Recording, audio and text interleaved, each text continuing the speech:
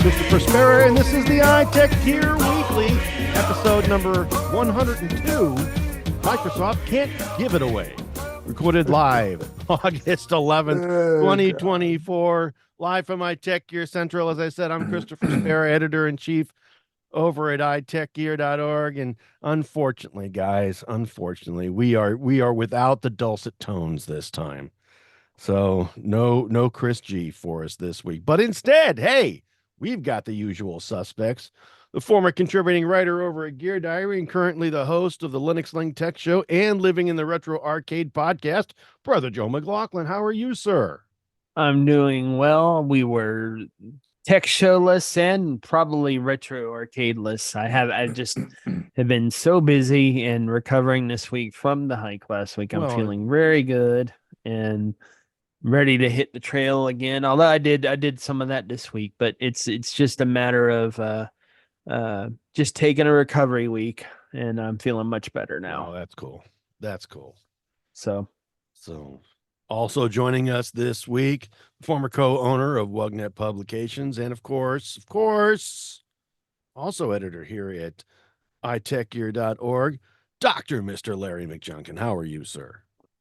Well, I'm okay. I'm alive. I'm not necessarily well, but I'm day 12 after the COVID truck hit me, but I think the end's in sight, so I'll be okay. Well, that's good. That's good. Everybody's got to go through it. I like it that, well, yeah, more than likely, everybody's going to go through it multiple times. They say 98.2%, something like that. Yep. You're likely gonna get the COVID-19, and you never even know. 19, 20, hey, whatever it takes, you know. Yep. So there you go. But yeah, you know what Apple has said hell no to, that I thought was kind of cute, and this is sort of what's driving our show title this week, is Microsoft has tried to get Apple to switch over from Google to Bing, and Apple says, hell no. Hell no. They can't even they offered to do it for free, and they couldn't get them to switch over. Nope. No, Apple actually doesn't care if Google is a monopolist or not. It's perfectly happy with the Google search monopolizing Safari. And I'm sure being on Google's payroll for exactly $20.3 billion a year plays a little bit of a role in this decision. What do you think, guys? Yeah. Let me just say this. I do use Bing. Why? I use it. Why? I'm going to tell you. I'm glad you asked. I use Bing, but it's largely for the points. Points. You're a points guy. All right. It's largely That's for right. the points. I mean, I have bought more Xbox Live memberships for a year or more off of Bing through points. I mean, I'm currently sitting on over 120,000 points, right? Wow. But they've recently changed things, so that it used to be that you could go ahead and bring up the Bing homepage and click on one of their little news ads down there. It would change over, put the news ads on the top, and then bring up the article that you clicked, and then you could just click until you hit about 30 articles, and they get you your 150 points a day.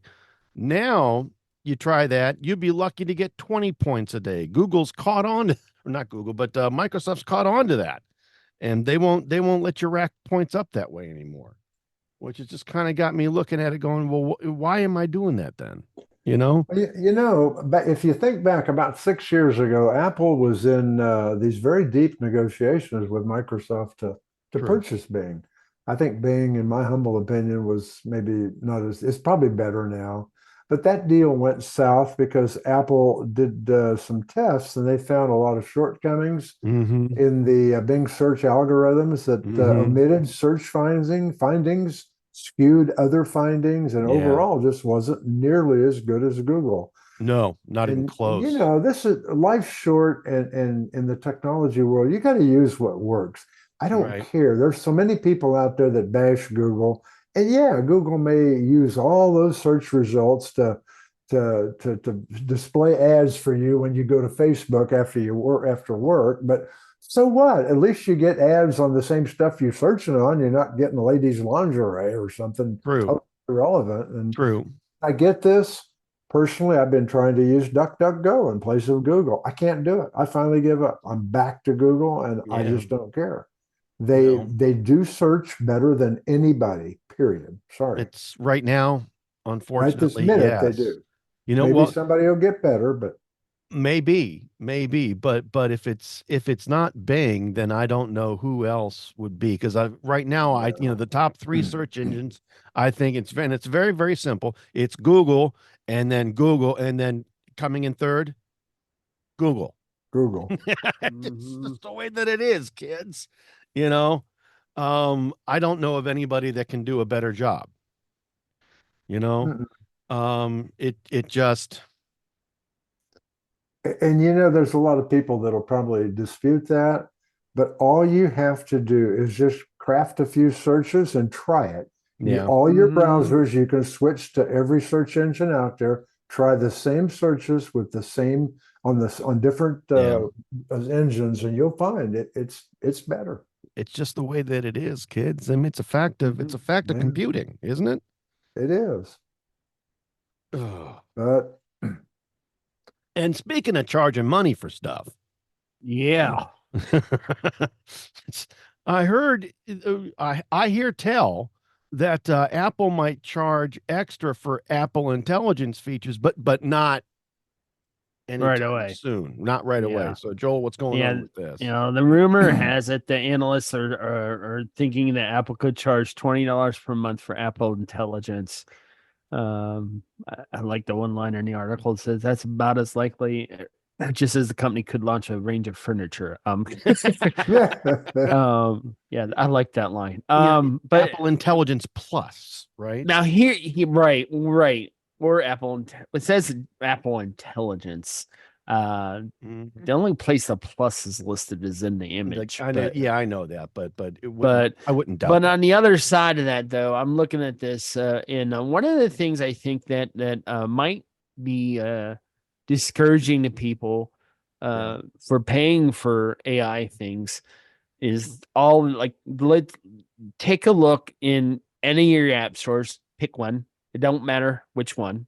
Okay. There's all these tiny little things, usually ones with NSFW image generating, that say, hey, pay for this so you can generate naughty pictures or whatever it is, and other things of that nature, where you want to pay to do little things.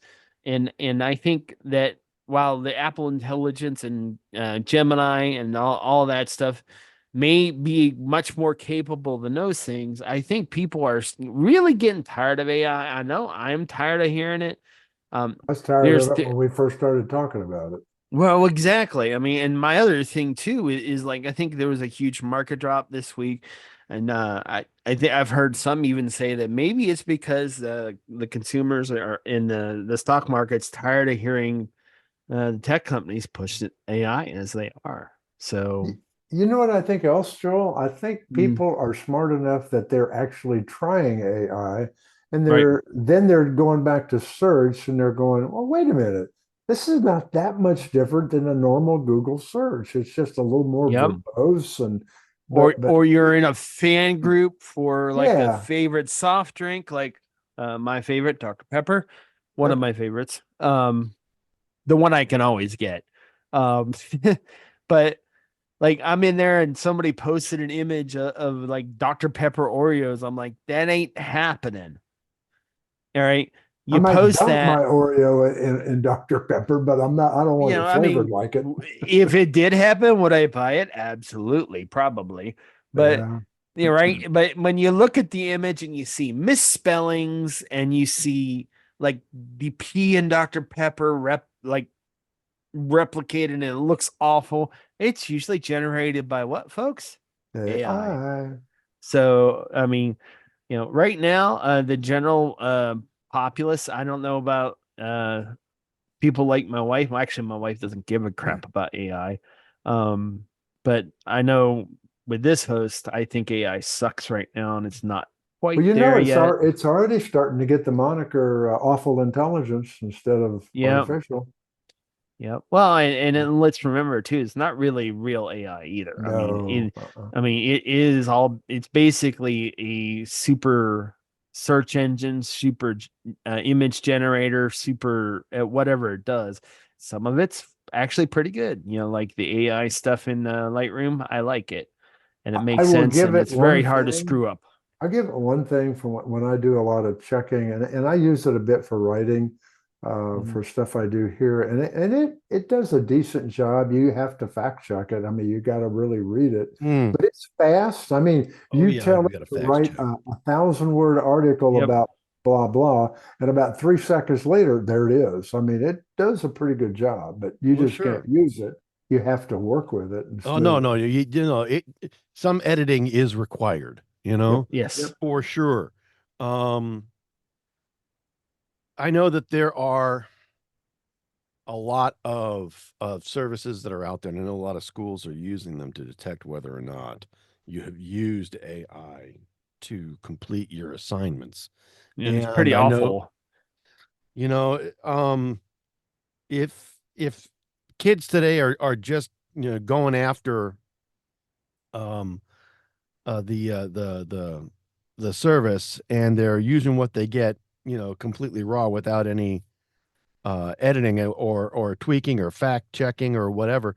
And they You're think their bosses don't realize what they're doing. I mean, It's so you funny. don't. Do you think your teachers don't know? Yes, of course they know. It's going to be fairly Uh, obvious, Hmm. especially all of a sudden, you've been getting, C's and D's on your assignments, and all of a sudden you come up with this fabulous paper out of nowhere, right? And it should get an A, but teacher's going to look at it with a raised eyebrow and go, yeah. Hey, Billy Joe, how did you get so smart so quick?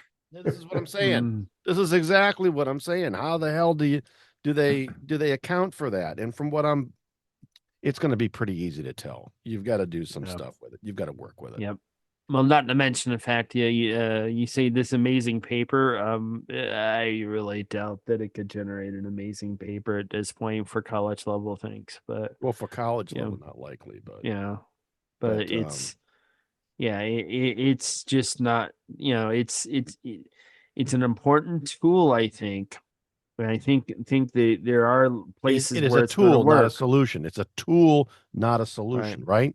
Right. So Yeah, it's not going to. I find the stuff it spits out, it tends to be just way adjective heavy, and they Hmm. don't fit a lot of times, and it sounds Correct. like someone was Yep. trying to find a bunch of big words to write Oh yeah, something. it sounds like you pulled your thesaurus out Yep. and went Right, there you go.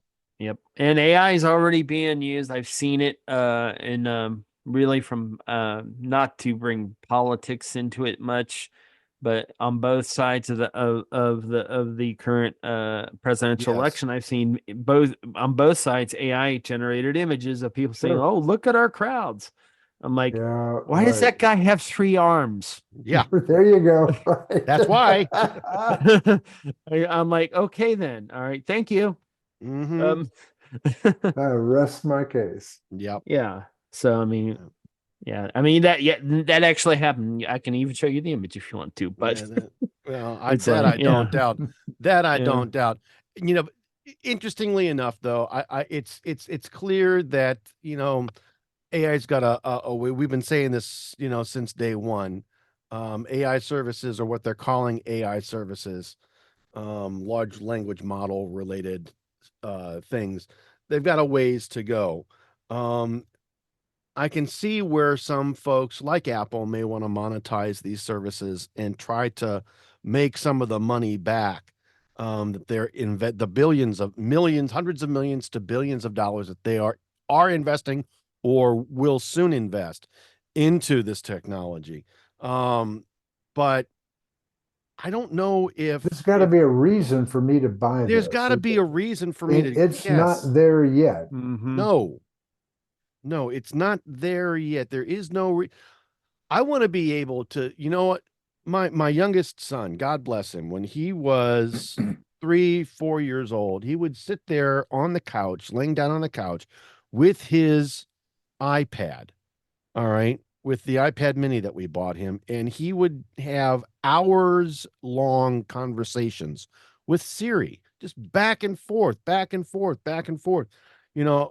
Um, and it amazed me that the kid would go ahead and when, even when she went ahead and said, here's what I found on the web, and he can't read yet, and he's, or she doesn't have an answer, and he'd ask why, and then she'd go off on some other kind of a tangent. I mean, it was wonderful for a 3 or 4 year old, but for when I can go ahead and have a conversation with my phone or my computer or this assistant or that assistant and have them, hey, do me a favor. We're having folks over tonight. I've got grocery shopping that I need to do, but unfortunately I've got to sit here and do this report here. And can you please go and have order the following items off from this retail outlet, and then can you please help me pull together this presentation for the such and such conference, and oh, and by the way, I need refills for my medications. Please contact the pharmacy and have when it can do that crap. Sign me up. You know what else? I tell you what, I would Sign me up, pay Dad. dearly for, and I don't know why someone hadn't thought of this yet, but if if you had a pay model where the minute you paid, you sat down with a bot and the bot interviewed you for a solid hour. I mean, just everything that you can think of.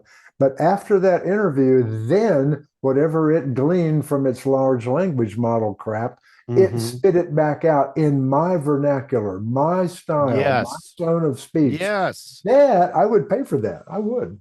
Something like that. Yes. But I That mean, way I don't have to go fact. I mean, I don't have to go, right. Right. But interestingly, though, what the things that you said and the things that I've said, right? There are existing services out there, DoorDash, right. Forgive me for saying it, Copilot, all right, or Gemini or whatever, right? Uber Eats or whatever it is. There are services that are out there that could be easily connected or enacted upon by a voice activated assistant. There's nothing here that I've said that you've said that isn't unreasonable for those things to actively go ahead and accomplish. All right. It's Part just of it might be putting it all, privacy. it's putting Privacy. all the chunks together, because I could go in by myself and order the groceries off of Peapod or DoorDash or whatever else. I could go and have Chris, the Copilot problem though is privacy. The large language model can't access your account with Jersey Mike to know that you always order the small this or the large that. So it's going to have to figure out a way. You're going to have to allow it to do that on each of your accounts. You are, and I can go ahead and it can come back And and I ask me would. for I don't permissions care. and stuff like that. Just a pizza, you know. But I mean, when it can do that stuff, when it can go in and then sign me up.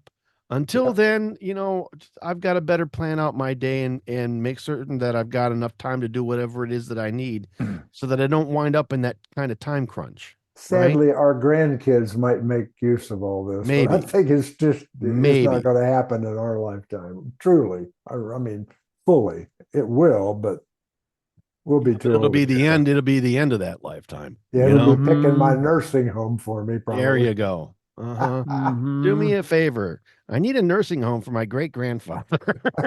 Right. Yeah. Oh boy. So, well, we'll see what happens. But interesting things are going on, and interesting things, especially with Apple. That the Apple and the DMA has it's really sort of rained on their parade, right? The changes that the European Union has required of Apple to be compliant with their new legislation called the DMA.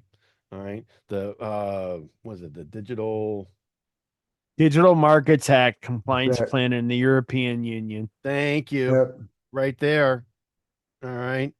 The Digital Marketing Act, which is a wonderful thing, and they recently have made fee structure changes And it looks like the usual suspects on that end, being Epic and Spotify, are crying foul. The changes, they say, are really nothing more than a way to pull the wool over the European Union's eyes. Those two have cried that same foul They've game been ever since pissing they've and been in moaning. existence. They've been pissing and moaning about Apple's commissions for the App Store ever since the damn thing opened. They haven't liked them. They Well, want remember when Apple created Apple Music? Spotify jumped up and down and said, "Oh, you did this just to run us out of business." Come on. Competition. Well, You know, the streaming part of it, but Apple Music has been around since before Spotify, folks. That's right. It wasn't called mean, Apple Music. It wasn't No. The the same iTunes type of Music service. Store, yeah, right. The iTunes Music Store has been around for a while. Been around for going on 20 years now, kids. Oh, at least. And it generates. I mean, when you see the kind of numbers that Fortnite pulls down, you can see why Epic is pissed. Oh, sure. I mean, they're making money hand over fist, and so is Spotify. Yeah. Spotify, for that matter. All right, They want to make more money, and they're and that's the thing right there. This. That's the thing right there. Right. They don't want to give up any of the monies, right? Nope. Exactly. They don't want to help pay for the infrastructure that gets them the money. They would just want the money. Show me my money. Give me my money. Right. Now they're complaining about the new fee structures that are coming into play with this.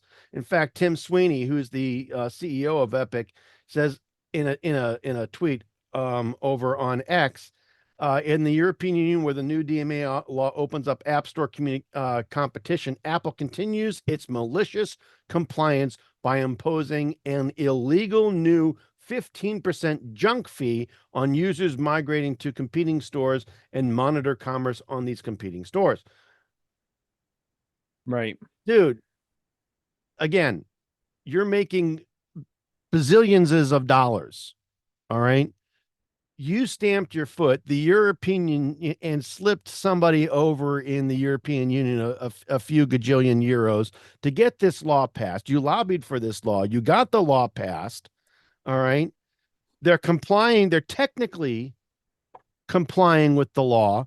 What are you busy complaining about? You have your own store now. You can redirect folks. You can get the money the way that you want it. And now you're still complaining about how Apple is charging you too much money. Only in the European Union, though. But, only in the European Union. Right, because this hasn't happened over in the US. So now what I had to say about this, besides Epic's complaints, which, to me, I get it, is that and it's even worse now, because now it's happening on both platforms. Both Android and Apple iOS have this problem where if you want to, trying to think what it was a Kindle. I was trying to buy a book on a Kindle. You cannot buy it in the Kindle app. You have to go to the Amazon app. Why? Right. I don't know. But I think it's related to the same issues there. And let's face this, Apple has their own bookstore, and I believe Google does too. So to me, I'm like, this for iBooks or whatever, right, and it makes using the platforms harder. Like, I had to go on definitely on my iPad. If I want to buy a book and read it on my iPad, I have to go buy it either in the Amazon app or on my computer. Depending on which device I have in my hand, I have to use whichever that, or buy it through the browser. One that also works too. But it's just like, and it did used to be that way. It used to be I can go find the book in the Kindle's app. Just buy the book wherever you bought the book, and then threw it onto the device, and away you go. Gosh, I miss Windows. I miss Windows Mobile. I mean, really. It was that easy. Because it was that easy. All right, to get those books wherever you wanted. Stick it on the data card. Stick it in the thing. All right. I mean, was that it? That's it. All right. Yep. And now all these things have got to be digitally signed. There's DMA. All these people want a freaking piece of the pie. Everybody's screaming and yelling about where's my piece of the action? Where's my piece of the action? Hey, I mean, honest to God. Where's my content? And why do I Right. got to fight you for it? Yep.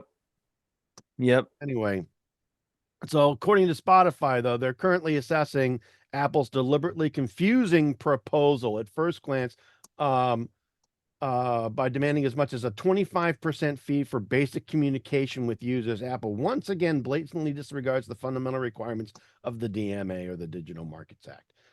The European Commission has made it clear that imposing recurring fees on basic elements like pricing and linking is unacceptable. We call on the Commission to expedite its investigation, implement daily fines, and enforce the DMA. Now, whether or not that is true or not, all right, I leave to the litigators, the barristers, the lawyers, as well as the politicians in Europe, because I'm not going to get caught up in that mess.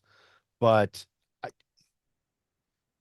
they're complaining. I truly believe that they are complaining because they don't want to give any money in terms of platform support for being able to list their content in that store. They want it all for themselves. Mhm. If that's the Yep. case, hey, good luck to you. Yep. All right. Apple has made you rich, and now you're complaining because you can't get richer, or you can't get as rich as you want to get, or whatever. The latter, probably. Well, the Fortnite I isn't. Yeah, that might be stretching it to say that Apple made Epic rich, because Fortnite. Let's face it, I don't know anyone. Well, I guess some kids might be playing Fortnite on an iPad, but I sure wouldn't want to. It's much better on a PC with a mouse and actual physical controls instead of touchscreen controls. But that's just me. No, You no, know, no. but I'm right there with you. When I was yeah, really into Unreal Tournament, it was on a PC. It wasn't on a gaming console. All yep. right. XYAB and the fingers and with the, oh my God. WASD, yeah, so on Yeah, and so forth. Yep. there you go. And that's all I needed to, and then right click to zoom in on the scope, and left click to Yep. fire. There you go. That was it. Right. All right. Yep. Oh, But anywho, yeah. So anyway, yeah. And speaking of Apple, from what I understand, even though the Apple Vision Pro isn't making the splash, it's not. I wouldn't even call it so much of as a ripple right now. Mark Gurman, and Mark, Mark We Gurman, all right? know Mark. My guy Gurman, right? Um, he's been saying that Apple is continuing to work on a cheaper version of smart glasses that he is calling the Apple Vision. All right.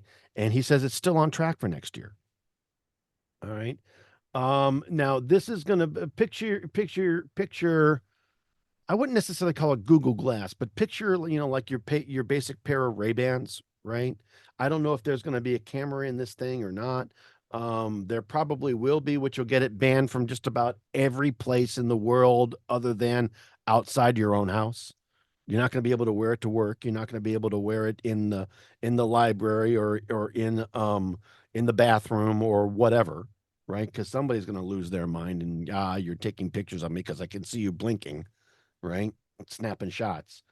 But a cheaper version of the Apple Vision Pro, right, is sort of what he's talking about. Smart glasses. This is kind of sort of what Google Glass was back in the day, right? Now I know that for many folks, they found a lot of value in having something like that, but I don't know. At Well, it's still not $3,500, gonna. I'm not It's still sure not the gonna mixed reality work. headset is really where I want to go. What were you saying, Larry? No, I mean, it's still not going to work perfectly. Let me go back to something that I know Chris G would say if he were here. It's Mhm. called the apps. There's Right. not, he's always a fan of there's not been a killer app made. My point is there's not been but 600 of them made as of February. So Mhm. maybe there's 800 or 900 by now in August. I don't know, but it's not enough And there's certainly nothing compelling to make people go out and spend $3,500 that they can only use on Vision Pro to do their job. Well, it's not so much This thing's not going to fly this at version's mainstream. supposed to be cheaper, right? This is the Apple Vision, not the Vision Pro, but the Apple Vision. Whatever. But the thing is, All how right. much cheaper is it going to be, Chris? Is it going to Well, be Right. 1,000, 2,000? Some competitor product from Ray-Ban. Meta? They called the Meta Ray-Bans. They're out there for about $329. Okay. But Right. $329 for a pair of sunglasses. All right. All You right. pay that much now for a pair of Maui's. Well, if they cut the price in half, you're still looking at 1,500 to 1,750, right? Somewhere in that range, It's just, which is still a lot of money for a pair of glasses. And like Chris would say, like you said, where's the compelling applications for these things? All right. Show me the point where you can get me the compelling reason. Show me the use case. Help me to understand where this would add value to my life. I differ. I'm sorry. I still differ, and I don't think this will ever fly. I'm sorry. I think 5 years from now, there may be a third version of this thing if Apple sticks around that long. Yeah. I don't think they will. I think eventually they're going to finally give up on this thing. They're not making any money on it. They're not going to keep not making money. They just won't. Yep. Well, It's just like some of the rumors I saw about an Apple foldable this week. I'm like, I think that'll happen. I really do. That'll happen. They have to. Maybe. I do. I believe it will. I believe it when I see it. The same thing as I believe it when I see cheaper Apple Vision or Apple Smart glasses. I mean, that's the thing is what it does would Apple sell Vision, better than a Vision Pro, I'll bet. Maybe, but even at half the price of the Vision Pro, right. the folks over at Apple that were on this project, if you recall the initial release of the Vision Pro, there was a whole bunch of articles out there saying that, Tim wants to release it now. The folks at Apple that are on the project are saying, no, you don't want to release it now. This big bulky thing that you stick on your face that weighs 20 pounds, that makes you want to clunk your head on the table. You don't want that. What you want is the sleek, elegant, and we've got to spend time iterating to get the components smaller and smaller, and so that we can stick it in a regular pair of glasses. That's what you want. Tim's like, yes, that's exactly what I want for version 2. All right, get it out now.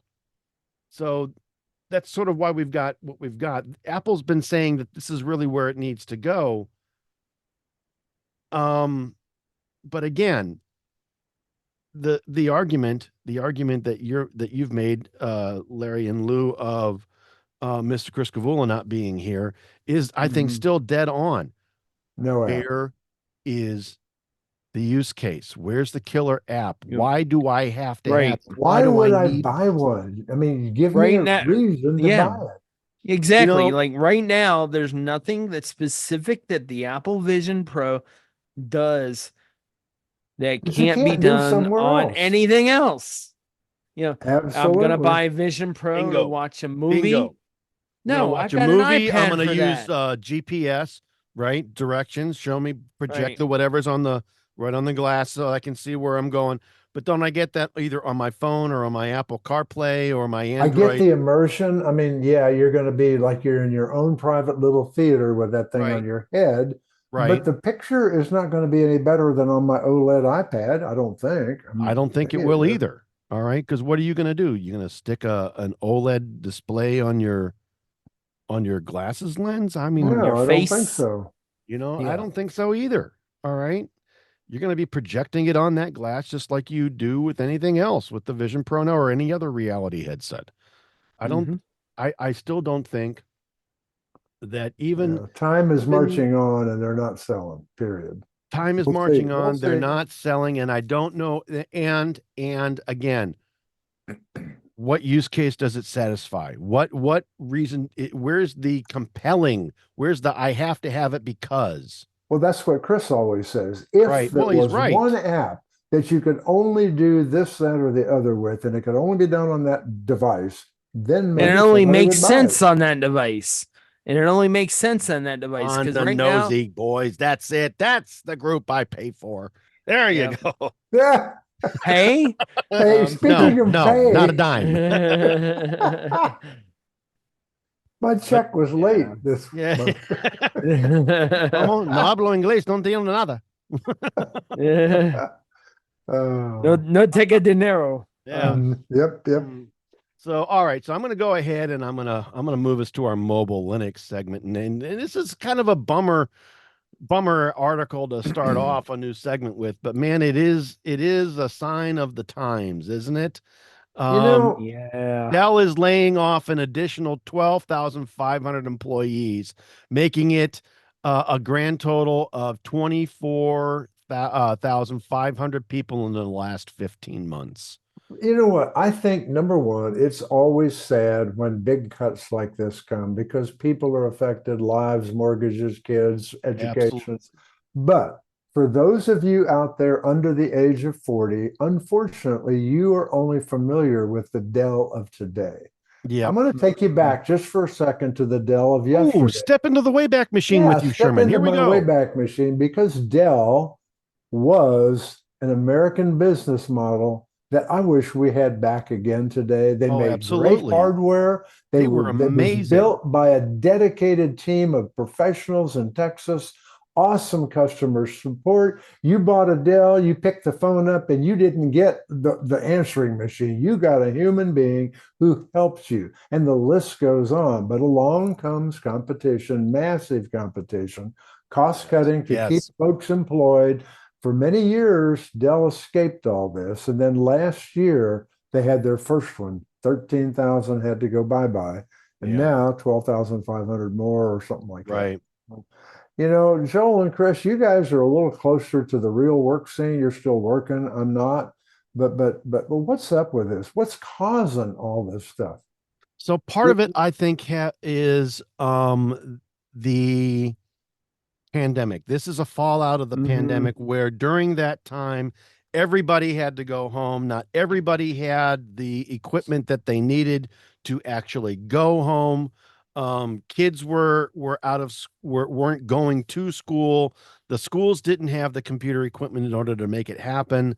You pushed those costs back down to the families in most cases, and it made everybody have to go and buy computer equipment, whether it was for work or whether it was for school or whether it was because I'm bored off of my ass. I ain't got nothing else to do.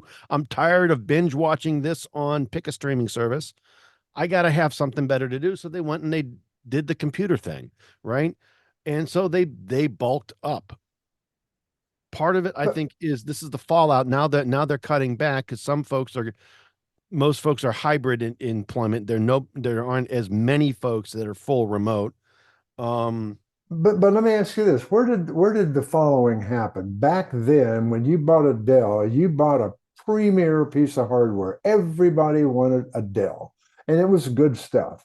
Hell, Now, I mean, it was a great machine. It was a three great years brand. ago, I bought a bunch of them for a business, and I can't get support on them. They're falling apart. Nobody in Texas cares. So to me, there's a problem somewhere. What Oh, made Dell absolutely. change from that great organization to what it is today? Absolutely. I think it is the cost differentials in pushing all of the manufacturing, sales, service overseas into Right. China or Okay. into Eastern Asia. They got to be competitive All right. somehow. And right. Really got most folks to a point. I mean, China just dropped the prices on a lot of labor and whatnot. And so everybody Right. sort of moved to China. All right. And other areas in Eastern or Southeastern Asia. And that's sort of where some of this started. All right.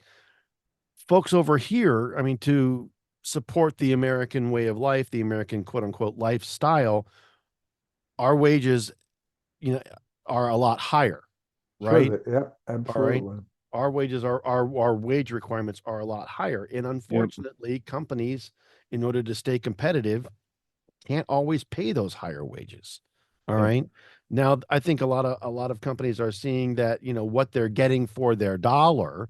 And in some cases, you're seeing some of that come back over, but not all of it, right? Not all of it. And so Yep. companies still have got to go ahead, and in order to stay in business, they've got to stay competitive. They have to get leaner in order to stay competitive. And I think that's where a lot of this is coming. Unfortunately. Yeah, and it's not AI either at this point. Because No, not AI, AI. Not even close. yeah, Not even right, close. yeah. The- Because here's the thing too. Like there's a longtime employee where I work at. He's leaving here in a week or two for another company. All right. The odds are high that we're not going to hire from the US to replace his position. Sure. We'll probably try and hire out in LAC or something because they're a little bit Sure. cheaper. The unfortunate part with that is our particular product is only used, as far as I know, in North America, some of very few in Central America, and that's it. So there's not that many in Central America that actually use this, and we're not going to be able to go to schools of people that worked with our system for years and years and years. So we're whoever we're hiring, we're gonna have to train up from raw. They're gonna have zero knowledge of our product. But they're cheap. And they're cheap.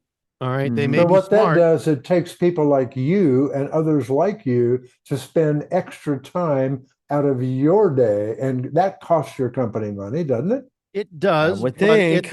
at the end, the cost differential is such that they're still saving money. Yeah, All right. 100 grand versus 50 grand. What do you think? 100 grand, Yeah. 100 grand versus 30. All Right. right. 30. All right. I could for a QA back in 2019. All right. Now this is going back a few years, but back in 2019, a QA automation engineer in the United States that may cost me $100,000 a year for salary. All right. Plus 15 to 25% for benefits and bonus and whatever else. Pushing that cost up to about 125,000. I can get anywhere between 4 to 6, 7 people in India for the same price. Probably all right. more than that. All right. Well, they've got to have some technical skill. All right. They've got to have they got to bring something to the table. They have to bring the QA automation experience. They may not have the experience with my platform, my framework, my application. But if they're smart enough to be able to code and code well, then yeah. All right. And it makes a boatload of monetary sense to do that. The problem is you've got training time, you've got time zone differences, you've got communication related and language related and culture related issues, et cetera, that you have to work around. All right. And some of that may be no factor at all. Some of it may actually be an issue. If you're having problems with communication, making certain that, because everything over here is written in English. All right. Yeah. All right. And if they can't communicate well, then I'm relying on 1 or 2 people to hear my message and then make the translation and supervise that work directly. All right. Well, Sometimes it though, works, this sometimes is it no doesn't. different. This is no different than it's been forever. I mean, let's go back to 2005, and the company that I co-own, we used to write a boatload of Microsoft KBB articles. We wrote thousands of them. We woke up one morning and they said, "We really hate to tell you this, but we're going to be sending this stuff to India." In 2005. Yeah. I Yeah, mean, where it was cost where you were charging $100 per or $50 per article, they can get for this. two. They can go ahead. Yep. They can go ahead and get 3, 4 articles for that same or price, easy, more. or Yeah. more. All right, get it for pennies, which is why the freelancing business sort of died. All And you right. know, I looked at the product afterwards and they were putting out good stuff. I mean, I couldn't fault it. But so this Nope. has been around a while. I guess every generation, technology generation has to, or business generation has Yes, to but learn how to live with it, I what guess. the problem that you're I don't know where a lot of these are coming from. Um, but they're calling it a bloodbath on LinkedIn. All right. Yeah. With 24,500 folks um being let go. The problem that I have with this, and this is what really, really bothers me, is there's likely some very, very good folks here in the States that are affected by this.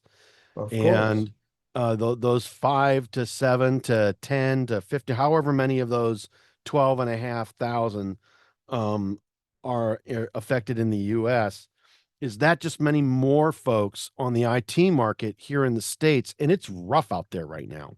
If you Yeah. don't have something right now, and you're part of those folks that are on the unemployment line, it is really rough. All right. Yep. There aren't a lot of jobs that are out there. The jobs that are there are all contract jobs that may go for 3 to 6 months at most. Right.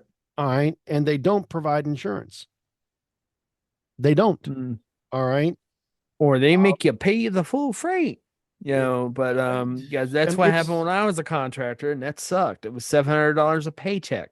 Yeah. So I mean, it's and my 2 levels up from me at the time when he was let go in March.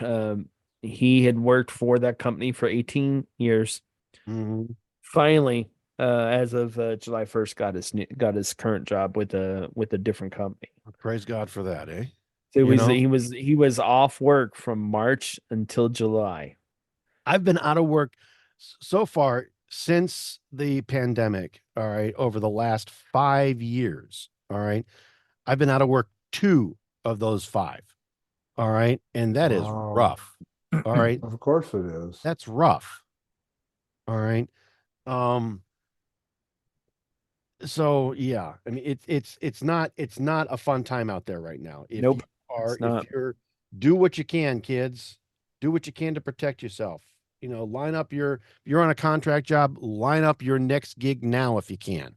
All right. Mhm. Or start looking, if it's a 6-month contract gig, you need to start looking at 3 months. Make sure you find something. All right. Hit the pavement, contact some other folk, get on LinkedIn, whatever, or the other job boards or whatever. Figure it out. All right. Because the technology companies out there, they're shipping it all overseas.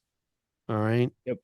And I have no idea how the hell anybody over here is supposed to run anything. All right. You can Or, put this on the wall in light colored chalk because I think someday we're going to see all the eggs they're putting in the AI basket right now. They're laying, and a lot of people are getting laid off because of AI. Yep. We know that. Yep. But someday there will be a day of reckoning, and those companies are going to want their real people back because AI has screwed them. Well, And I hope that I hope I'm around to see it, yeah, and take advantage of it. But I just have this feeling that, like you said earlier, it's going to be our grandkids, yeah, it will you know, be. you know, Yep, and that's rough because my kids are going to have a hard time, you know? So true. Well, what can anyway, you and do? speaking of technology companies, Uh-huh. apparently Yeah, right. this one is, I found this kind of interesting. Um, Elon is taking X and he's going back to Texas. He's leaving San Francisco. I wish he'd Um, go to Antarctica.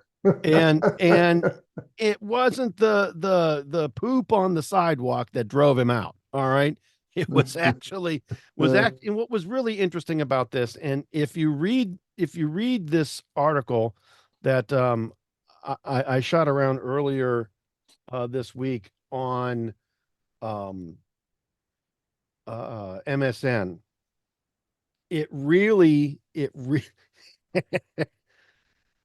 he says he had no choice but to shut down the San Francisco office. Now he is saying that he's going to. There are some uh,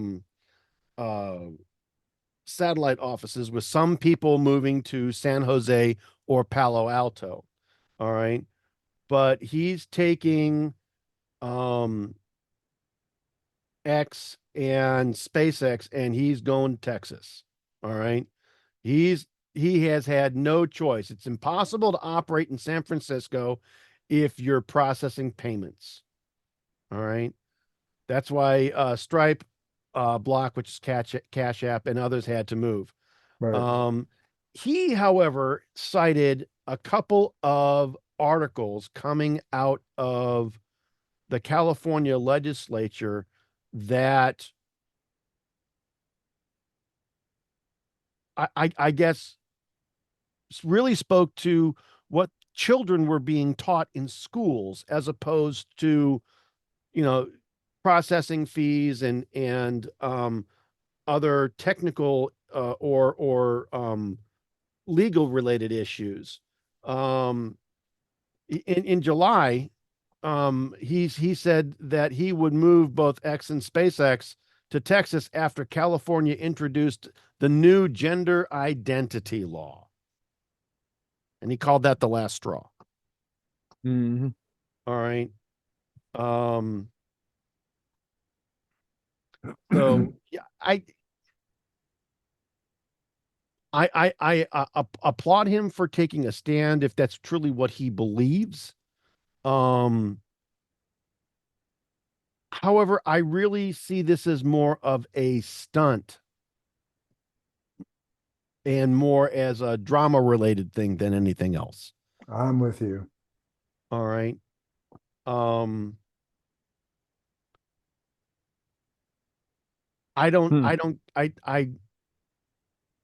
He's got Tesla in Texas and he moved there in 2021. All right.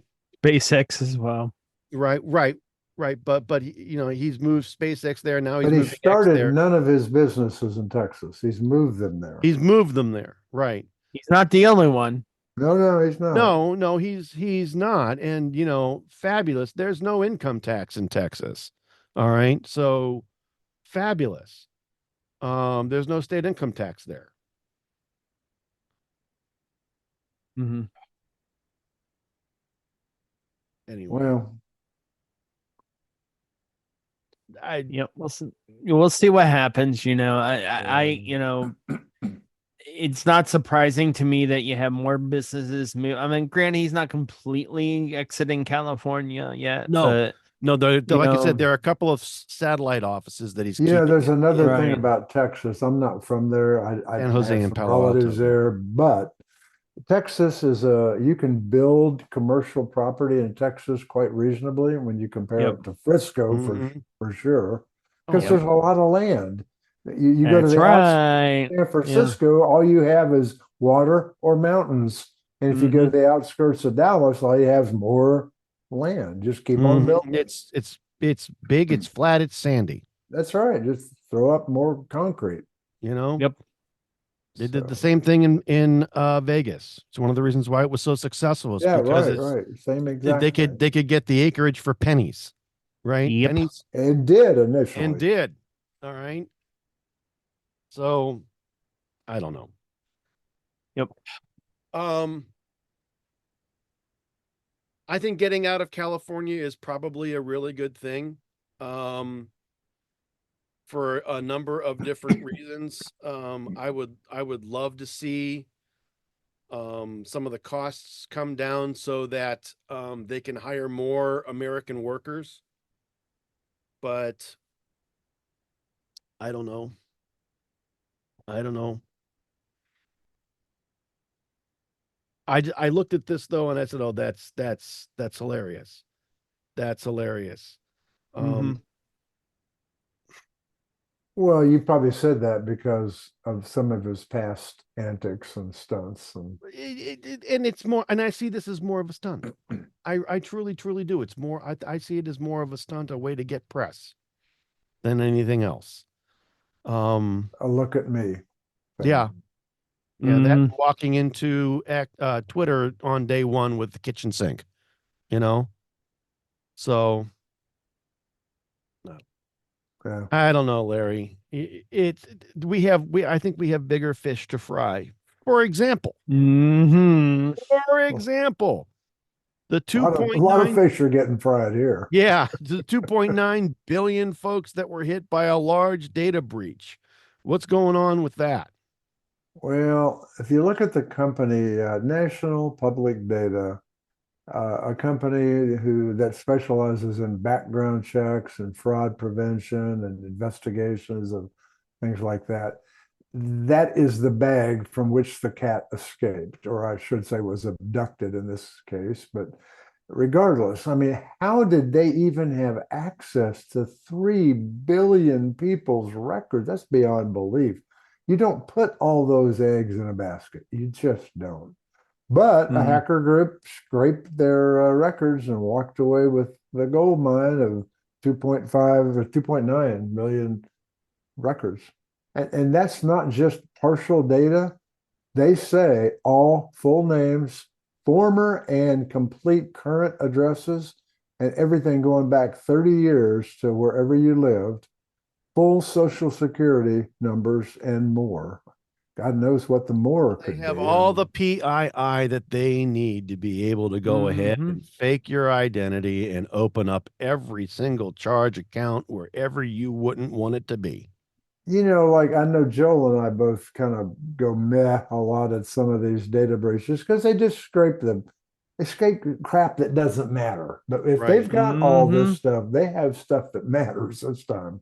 Well, they have, Um, like I said, if They they've got do. your full work history, they've got your full address history, yeah, they've got that your way they social can answer security all the number. questions in any kind of a check. This is what I'm saying.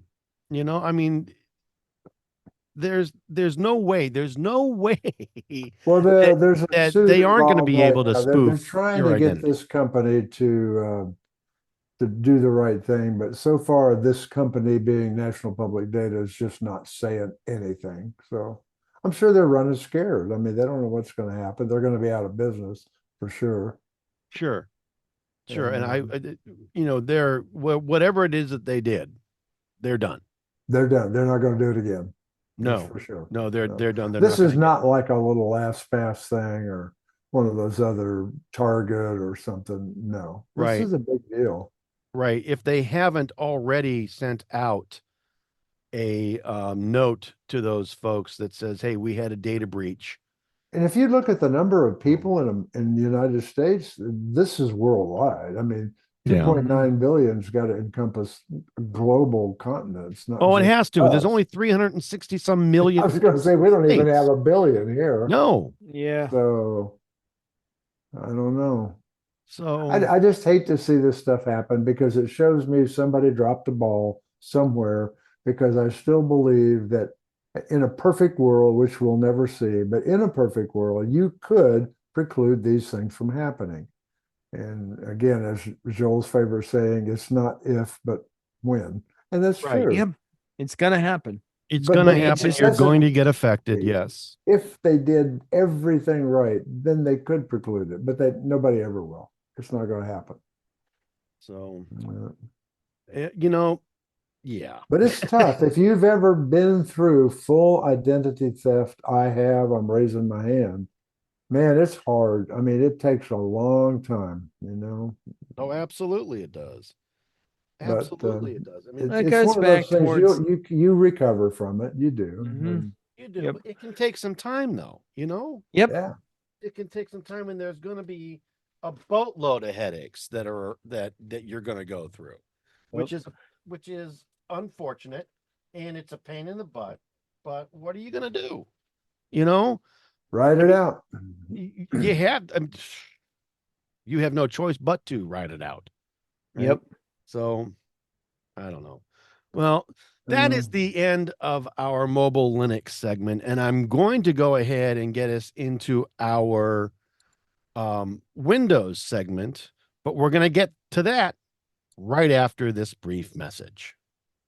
100 episodes. The iTechGear Weekly has more than 100 episodes. We've been doing this, oh my goodness, for almost 4 years. And to be very honest, the iTechGear Weekly needs your help. We need your subscriptions. We need your donations. Anything at any time would be very much appreciated. We need your help. I will tell you that I am about $3,000 a year in on site maintenance as well as show maintenance. And while we're not really going to stop, we really do need your help. Any kind of donation that you can go ahead and provide to us, either through a Patreon subscription or directly to the site via my personal PayPal, Chris at iTechGear.org, would be greatly appreciated. You can subscribe to a monthly newsletter for just a small amount every month at www.patreon.com/iTechGear. If you do that, you get a summary of all of the shows. You get a summary of all of the articles that we post with direct links to everything that happens on the site. Boy, we've had a great time over the last 3 years and change, providing everyone with the steps and procedures needed to make technology all that much easier to understand and use.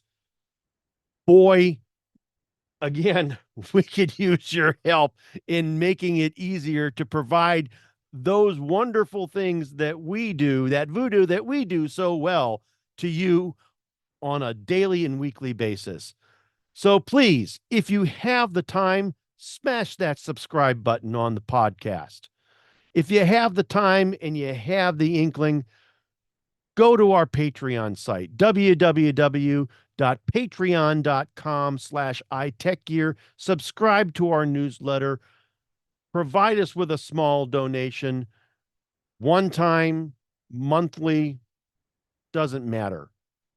We'll go ahead and continue to provide you with that knowledge and insight that all four of us have every week.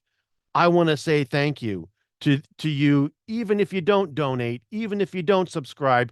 I still want to thank you for the opportunity to come to you every week, because we sure do have a great time doing the show. So from all of us here at the iTechGear Weekly and from iTechGear.org, we thank you, we love you, and we'll see you soon. And welcome back to the iTechGear Weekly, episode number 102. Microsoft can't give it away. And I want to move us to our Windows segment now. And, given the interesting discussion that we had earlier in the Apple segment about the Apple Vision, I find this one really kind of interesting in that I guess Windows Central is saying that Microsoft is trying to make a return to the mixed reality world, right? And may allow you to run Windows apps in the cloud. Well, first, I think they need to focus on getting cloud-based Windows to even work right. Then I'll listen to them. Well, it would be really nice if they had a search engine that didn't suck and and had an operating system that didn't bring, the entire world down. All right. Because one of their partners shit the bed, you know? According to a new report, Microsoft has placed an order for quote unquote hundreds of thousands of micro LED displays for a new VR headset. This headset will reportedly focus on content consumption such as gaming, movies, and not the metaverse. They're also working on bringing full desktop Windows apps to mixed reality via the cloud. So Sounds like their version of Vision Pro. this is what I'm saying. And why with Apple having the issues that they're having, Think I they don't can do care it how better? much it costs. I don't care how much it costs. Again, they could be half that cost. All right. They must think they can do it better. At half that cost. I don't see how or why. Where's the compelling use case? This is the same kind of thing. Where's the compelling use case? Where's the software that I have to have in order for this product to actually get out there and survive? So Yeah, the old days of build a field and they will come are gone. They won't. Yeah. you know, their HoloLens 2, which currently runs the Windows Core OS, all right, and only ran universal or UWP apps. They deprecated the UWP app platform. Mhm. So they've got to, how are they going to, They got to rebuild they it don't from even have a scratch. platform to introduce apps with for some kind of a mixed reality headset. All right. Yeah, I don't I know. bet they haven't even built the toolkits for the developers. I mean, come on. All right. But again, this is going to be similar to the iPad Pro. They've got in the Apple Vision Pro. It's something that's going to have not necessarily a full desktop app experience, but something that's, you know, more along the lines of iPad or Vision OS. I just, Yeah. Yeah, I don't know. I mean, do you hear the sigh of frustration? I mean, it's cool that they can come out with this kind of technology. It's cool that this kind of technology exists. All right. Please give me a reason to jump on the train. Please give me a reason to spend the dollars or to want to spend the dollars. Please give me some applications, and I don't care what they are, but give me some level of application that I cannot live without. And maybe Yeah. we'll jump on, you know? Certainly Uh, won't be Paint 3D because that's being deprecated too. But you know, well, Yeah, but there even is, if they come up with one, even if they came up with one killer app, is it going to fit everybody? I mean, how are they going to make no. money? I mean, if there's 1,000 people out there, only 5 want that one killer app. Hmm. They're still not. They're still they're losing still money. right. They've still missed the boat. It's got to I be a mean, mainstream app that you can't Right. live mhm. without, Right. not a niche app. Right. Yep.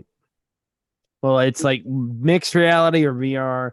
Has been talking about this since the 90s, and it still really Yeah, hasn't taken a hold.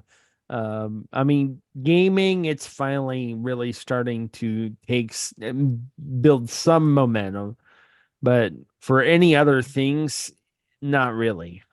You know, but even and to, gaming, I mean, it's taken this long mm-hmm, for companies like LG to just now build really good 49 and 50-inch wrap monitors for the immersion. I mean, Mm-hmm.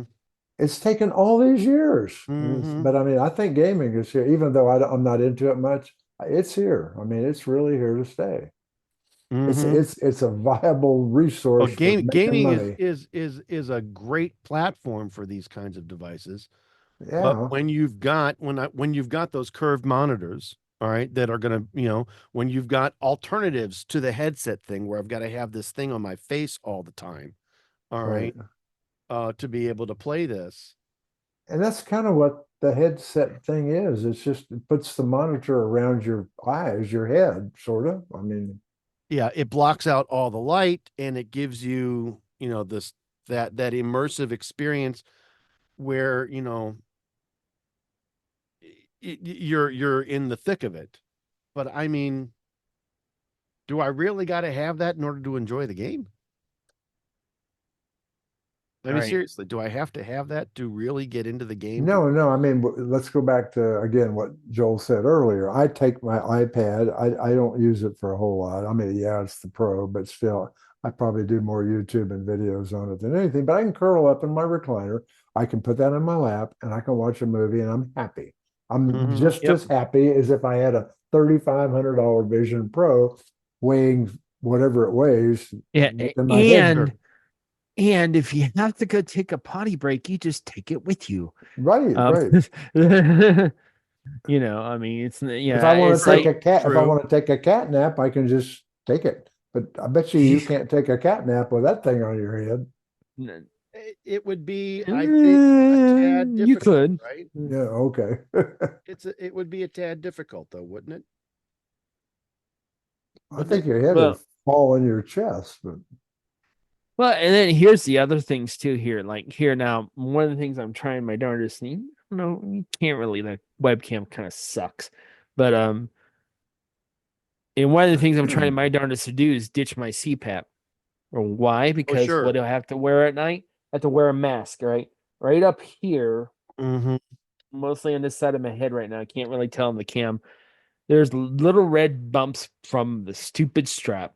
And guess what they you're stay there gonna get? forever. I mean, that mine stayed even after I quit wearing it for a couple of years. They were Yep. embedded Well, it so takes a while bad. for those things to heal up correctly because because you sweat underneath that thing. That same thing happens with these things because let's face it, your head is not really designed to wear something like that over your eyeballs for extended periods of time. And it's just not that comfortable working that way. I could not work that way. It's bad enough that when I put noise canceling headphones on when I'm working, which I don't do that often because something happens in the house, somebody knocks on the door, there's an emergency downstairs, and I got to run downstairs. If I had a headset on, it'd be even worse. Yep. So it's Absolutely. just not. I mean, other than specific engineering things, like I can see this being very useful, a modified mixed reality being very useful in, like, for example, cars. Because you could, as the mechanics looking at the car and they have the cameras from the headset pointed in the car, they can have the diagram up here telling them what's what and all that, what part numbers are and all that kind of stuff. But nobody's actually generating that kind of an application for these things yet. Not yet. So I mean, and these are the things. These are the verticals that I think really would benefit from that. Wearable computers. There was a late '90s, early 2000s. There was a company called Zybronaut that was wearing wearable computers or building wearable computers at the time. Much slower than what we have now today, but they, I mean, some companies were buying them, but obviously not enough because they're already gone. Right. So I mean, Right. they got to think about that kind of thing that will help these things become viable, not just for you playing games and stuff, but for doing actual work. Right. And It's easy. It's easy to Monday morning quarterback, and it's easy Oh, it to is. critical of companies. But I get this feeling that Microsoft they just every other week they wake up and they go, I think we'll do this or that. And they need to focus and do something good with what they have, but they come up with these new things and Like bring out another Surface phone. yeah. But this thing is just I don't think it's gonna make it. I'm sorry. Nope. I have my doubts. Every mixed reality something or other that Microsoft has introduced it really hasn't even made a ripple on the market. It didn't even make a splash. Or it didn't make a splash, didn't even make a ripple. All right. They introduced it, They showed you what it could do. It was neat, cool, and that whole mixed reality where you had some sort of Clippy related coach showing you how to go ahead and change out Right. the pipe or the fittings for the whatevers. Kind of cool, but again, too much pomp for Yep. the circumstance and way too expensive.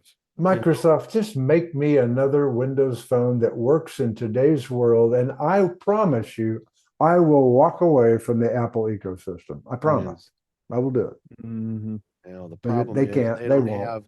they don't have the store. Even the Microsoft store for their desktop stuff isn't No. all that great of a place to buy software. You can go out because why? Because the ecosystem existed before this whole closed sort of thing that Apple brought together, and you could buy software everywhere, and everybody and their brother was running the platform. So the shareware and sites were out there, and the download sites were out there, and the shareware picks of the week were out there, and the But whole there was always, among all of that, there was a trust factor. You never really knew which one that you could trust. And I don't know. yeah. They all maybe worked, but I always wondered which ones were really good. Mm-hmm. Yeah. Yeah, but do you have that? Do you have that on any of the platforms that exist today? I mean, really, I still think, I mean, I do. I trust the Apple Store. I'm sorry, I do. I really do. At least it has less problems than others. agreed. It does have less problems than things that are out there, but I But can tell you, but they've proven that they can get in there and cause problems just like they can sure, anywhere else. absolutely, absolutely. Mm-hmm. Yeah. There's also, there's only one Apple and only one company that runs Apple operating systems. That's Apple, That's right? true. With the Windows operating system, they licensed it to anybody and everybody that wanted to create a computer. Yep. All right, that wanted to introduce hardware, and so there were folks that said, "Hey, well," And you lose control that way. and now it's impossible to herd those cats back in. All right, the Windows Store is largely empty because of that. All right, and I don't think you're gonna get it back in. But that's just me. Mm-mm. That's I just would me. agree. So anyway, so interestingly enough, and I saw this and I initially thought, well, this is the stupidest. There's no freaking way I'm ever going to do this. I'm talking about, how Logitech, there was an article a few weeks ago that said that Logitech was going to produce and sell a subscription-based mouse. Mouse. I'm Yes. sorry. They had to do this, Chris, just to see if anybody would say what everybody said. Which is exactly what I think. It's not an that's actual or planned This was product, actually a planned move by Logitech, personally. they were fishing for information here, Absolutely, essentially. Joel. They were. Yeah. But their idea was they would charge you for software updates. But I'm still thinking here is I've yet to have a mouse that actually required any software. Any kind of software. Yeah, I mean, even a gaming mouse didn't require any software. Well, it may have required a driver. It depends. It depends. It may have required a driver. All right. And certain gaming mice have more than the three, than the left click, right click, and scroll and the wheel. Right. Right. They may have. They have other buttons on it. Right. Right. I'm not paying you for updates to the little buttons, guys. I'm never gonna. All right. Nope. They may also have, those cool little LED lights that can do the whole wavy thing through the color spectrum. RGB, which all gaming right? stuff seems to be infected with. Perhaps Logitech is doing this on the heels of Hewlett Packard's absolute initial success of their hardware lease of a printer. You and I would never do it. I know, not the folks on this show, Oh, but no, you know no. what? I'm privy to how that works because I've got a couple of these older folks that we Sure. support here, and we recommended they try it. They are so happy. I mean, this thing is really cool. It knows when it's broken and somebody calls you to fix it. If it's got any issue at all, you have a real person to talk to. So for the first time in their life, they have to actually provide genuine support on hardware, not through a chat window. And the ink comes with their stupid little instant ink thing. It's very cheap, and it's a cheap printer, but it works well. It's just pay us $5 a month and you get a printer forever. You get a printer for and forever, and ink. if it ever breaks, then we're going to send you a new one. And ink, and every 2 years we'll send you a new one, the newest version. Right. You send us the old one back, and we'll send you a new one. The lease model works if you're okay with it. I mean, I used to lease cars and had no problem with it. But I just preferred that rather than payments back then. But No, but this I thought this was just maybe this is another stab at that kind of a model. I don't know. A forever Who mouse knows? requires A forever mouse to receive software updates. Well, Right. considering that I have mice over, there's at least one mouse over there, my Surface mouse, that I did buy with the Surface Pro 6 when I got it. And when I decided to get rid of the Surface Pro 6, I don't know if I'll continue to use it or not, but it's as old as the laptop, and it's several generations old now. And I have mice around that are older than that. How often, if you finally find a mouse that you really, really like, how often do you switch mice? I Not don't. I very. just bought a new Yeah. version of my MX Anywhere. Of the same mouse, though, right? Yep, same Of the exact same mouse. You find one that works for you, the one that fits your hand right, the one that doesn't make your arm Very personal hurt. device. Absolutely. Yep. More so than a keyboard, really. Yeah. Yep. And mice aren't things that you want to upgrade every year.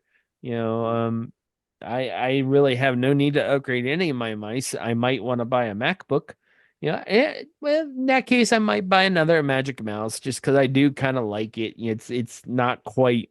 If it just weren't so I wish flat, make it a little. Well, Yeah. see, I like the ergonomic sort of things, right? Yeah. Where your hand is sideways. Really helps me out with my carpal tunnel. Well, not so much carpal tunnel, but arthritis, right? Right. Yeah. I've got arthritis in my wrists and my fingers and my, it's everywhere. But it really makes it a lot easier than doing one of these things where I've got to bend my wrist, right? And have my wrist cocked. Just doing that gave me. I mean, this is as bad as when cars like BMW has done this. I know Polestar has done this as well, where they have all the equipment in the car and you have to pay for the hardware to turn the hardware on. It's like I don't know what you can do with a mouse that way, but it feels very much the same way. It's like, why should I have to pay for something that I've got for free and basically doesn't get a lot of updates? The car has air conditioning, but for $6 a month, we'll turn it on for you. Right. Yeah. I mean, why would no. But so whatever. Everybody wants our money. That's Very what true. it's about. Very true. Very true. They do want their money. Everybody, show me the money. How you gonna pay me? Yep. I need to get paid. Well, I am just overjoyed for you that you need to get paid. But Yeah. come on. Why do I have to be the one paying you, though? Yes, thank you. And it's just annoying as all. Anyway, subscription products are great, but honestly, in most cases, I have found that I am over the subscription model. I've got too many subscriptions that I don't use, that I don't realize that I still have. That I'm getting rid of a lot of mine, but some I still need. I need some. I just canceled Apple News because I don't use it. It's like I'm paying for it and I don't use it. And I'm like, what the heck am I doing this for? There you go. Bye. Bye. See ya. Wouldn't want to be you. Smell you later. You know what? All news is probably decent, but I happen to like the graphics and the images that come with Apple News more than the others, and I guess that's why I keep using it. Yeah. But the verbiage is the same, no matter who you read it from. Really, it's the same reason with AI, our earlier AI story. Do I want to pay for that? No, absolutely not. So, but well, that's anyway. what they're going to try. They fished it and they found the answer when they got their answer that it was bad. So now they're not going to do it. Right. Right. So it was all a mistake. We didn't mean to say it, folks. Yep. Well, and that, kids, is the Windows segment. Now I want to move us to our tip of the week segment. And again, I want to remind everybody, hey, you know, we were founded with the intent of making technology easy for everyone to use and understand. And this team has dedicated their writing careers to that specific purpose. So each week, the iTechGear Weekly will feature a new computing tip authored by one of our experienced editors. You hear that, guys? Authorized by one of our experienced editors, and not the same guy all the time. Not us. Who is it? Who's writing? Anyway, right. So this week, I've got a pretty nifty iPad tip. I know that you know, I enjoy playing games and watching content on my iPhone, and a lot, and even on my iPad a lot. But you know, as the day wears on and the lighting changes in the house because the sun goes down or whatever, you realize that that bright white light that is always on that screen is really going to keep you. It's going to jam up your brain. It's going to overcharge your brain, and it's going to keep you up after you turn the thing on. So it's going to make your eyes hurt. It's going to supercharge your brain with static and noise that you are going to have a hard time getting rid of. So the best thing to do, especially if you've got an iDevice, is to use something called Night Shift. So to get to Night Shift, what you need to do is open up Settings and go to Display and Brightness and scroll around and down until you find Night Shift.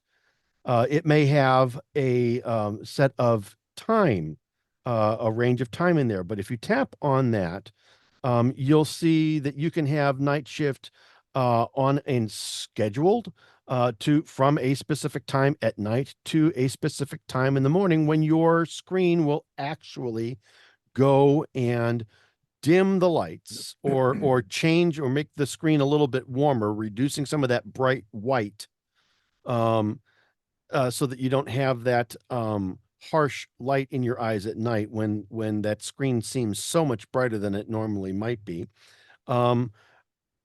And then you can set the color temperature from either less warm to more warm, so you get less yellow or more yellow, or less white, more white or less white, more yellow or less yellow. All right. It's worth giving a shot at night just to see if it helps reduce the eye strain. All right, and keep you away from those headaches. So if you're wanting to watch or use your phone in a dimly lit room or at night, this is probably the best ways to do it. Go to, again, Settings, Display and Brightness, select Night Shift, select the time for it to actually be on, select Scheduled, and then choose the color temperature that you want. Do you guys use what Night it's worth? I use it. I have mine set for 8 p.m. I hate it. In. I hate it too, but I've read so much that says it really does work. So I'm a believer, I guess. And I don't like it, but being a photographer, I can't stand to look at a screen with colors that are inaccurate. I get that. I'm there with you. I get it, but I'm with you. But that's just this is my pet peeve. I understand it And it's Mhm. one of the things I struggle with myself, because I do way too much stuff in the evening anyway. Mhm. So, but it's for various reasons, it's just Yeah. like, I like that the option's there, but it's just not what I'm probably going to use. Yeah.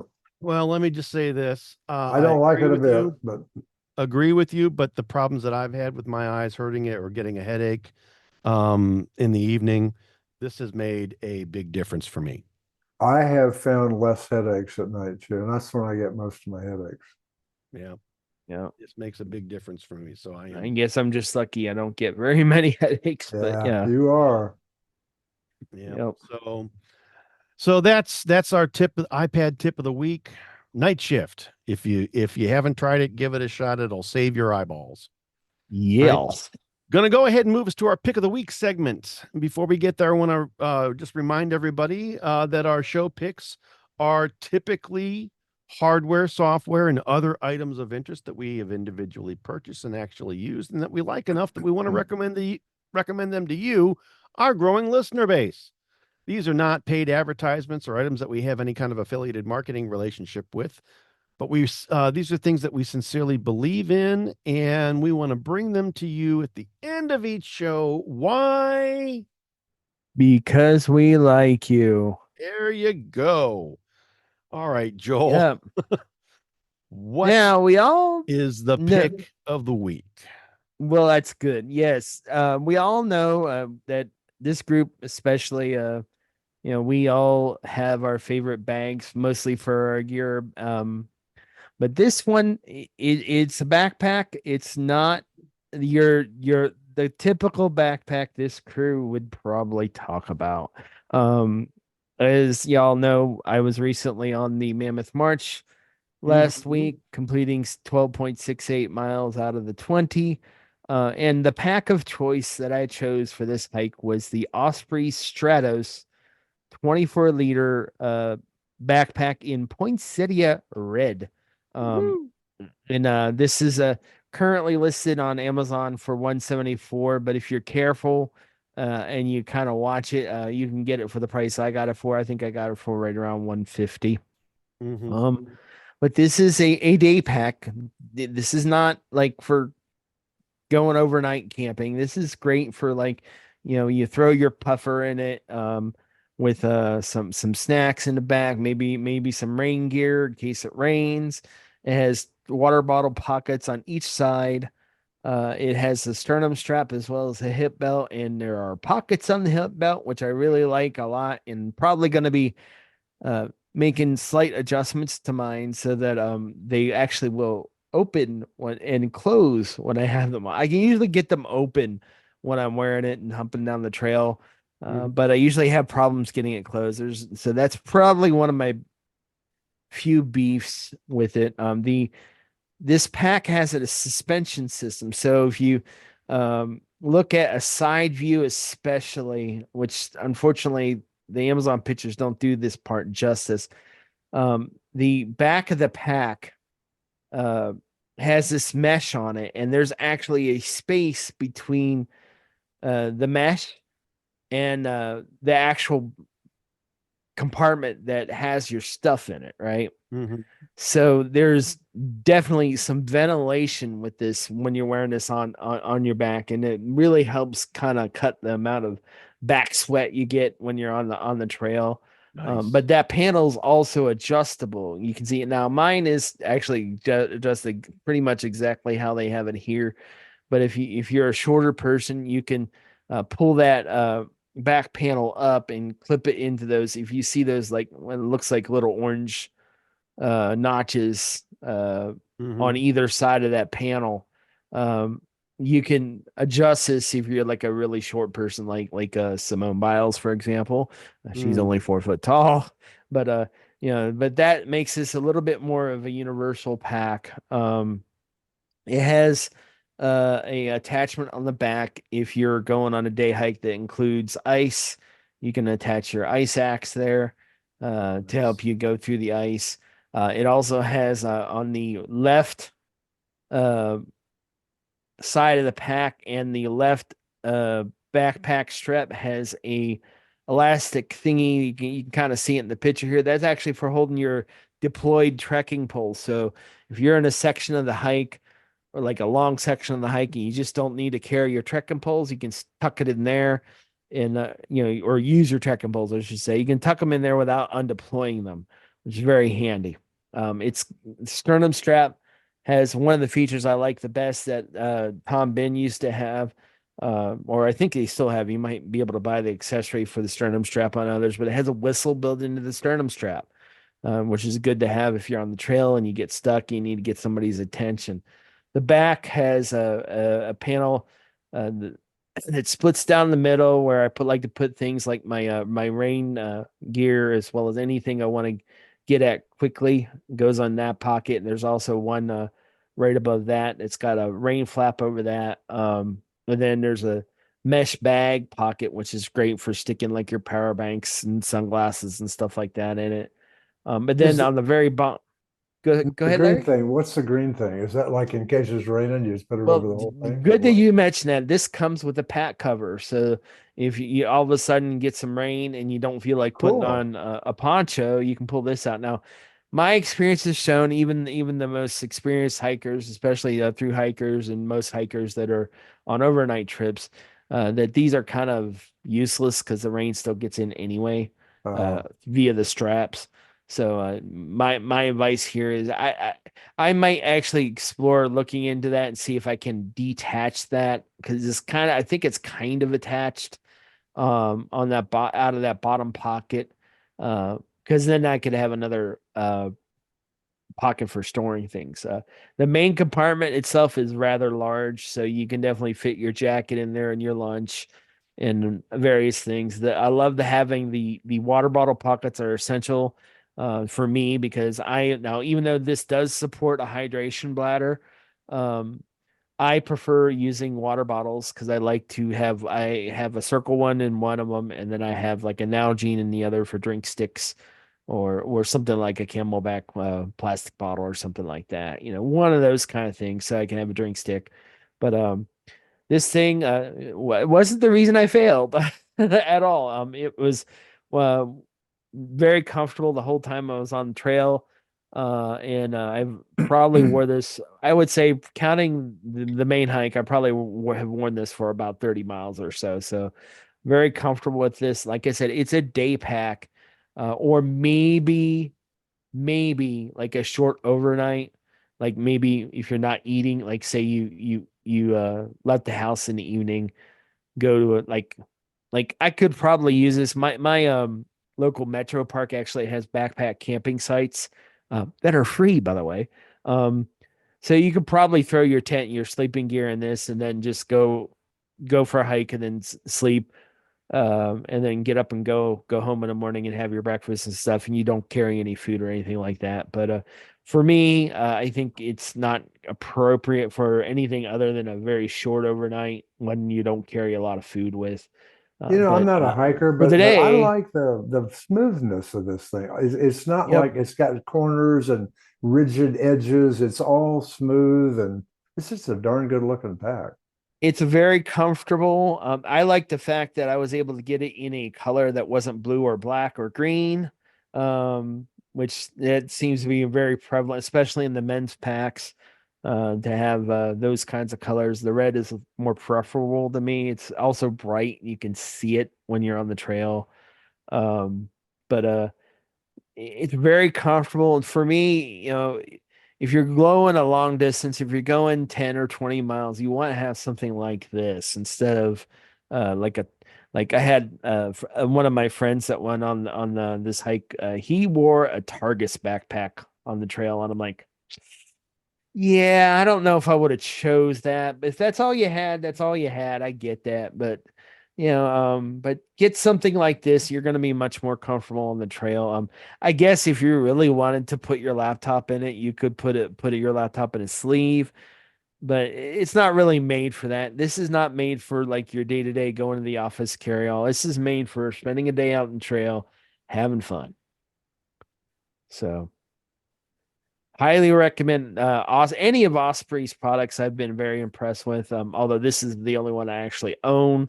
I've looked at many others, and I've listened to many reviews, and they're a very popular company, and I really like their stuff. And it's actually fairly let's see, what's the base weight of the pack? Let's see, 2.78 pounds itself. The pack only weighs that much. So you're probably looking at between maybe 10 to 25 pounds of stuff in it.